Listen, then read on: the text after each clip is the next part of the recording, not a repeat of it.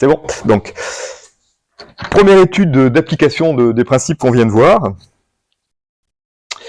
Elle est vraiment simple, hein, ça va un peu crescendo, on va dire. Donc, pion blanc en C3, rat blanc en D1, et roi noir en F8. Voilà.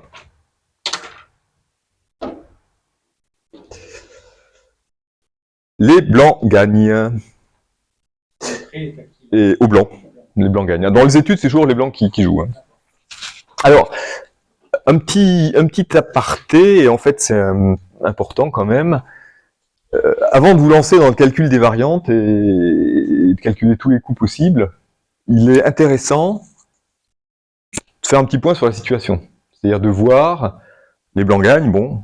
Donc là, c'est une situation qu'on a vue tout à l'heure. Hein. Les blancs gagnent, ça veut dire que il faut que les blancs contrôlent une des trois cases critiques ici, pénètrent sur l'une des trois cases critiques. Hein. On est d'accord, c'est la seule méthode qu'on a vue dans cette position-là, avec un pion et roi contre roi.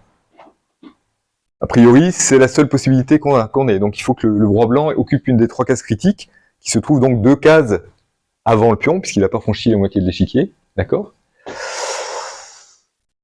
Et donc, a priori, quelle case serait la plus appropriée pour atteindre cet objectif-là ?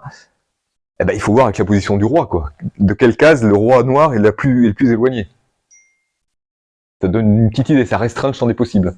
Ouais, Jérôme. C2 puis B3. Oui, c'est d'aller taper le B5. Eh ben, c'est d'aller taper effectivement une case assez loin du roi noir, le plus loin possible à la limite. Hein. Donc C2, effectivement, ça a l'air d'être un beau candidat, mais ça se calcule. Alors, roi C2. Non,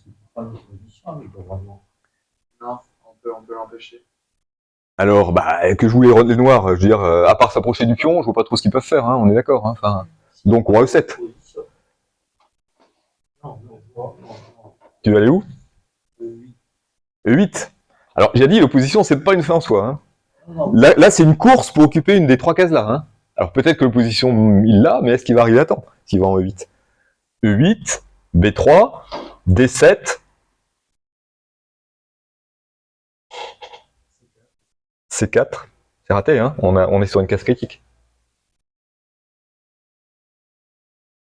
Alors, ça n'a pas l'air d'être bon, donc moi je dirais la case qui semble la mieux pour essayer d'arriver le plus vite possible, c'est E7 quand même, hein, a priori. On est d'accord, hein. E7, B3, D6, le roi se dépêche, hein, on n'a pas le choix.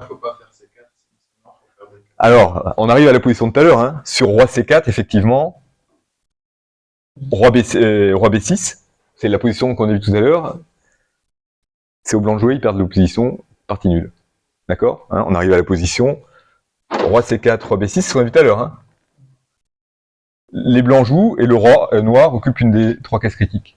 Hein. Si les blancs vont là, il occupe celle-là, s'il va là, il occupe celle-là. D'accord? Nul. Dommage. Donc là, et là pour le coup, il faut prendre opposition. C'est là que c'est important. Et là, roi B4. D'accord? Et là, que jouent les noirs? Ils n'ont pas trop que l'embarras du choix. Hein. S'ils s'en vont et proposent la nulle, bon, c'est une tentative.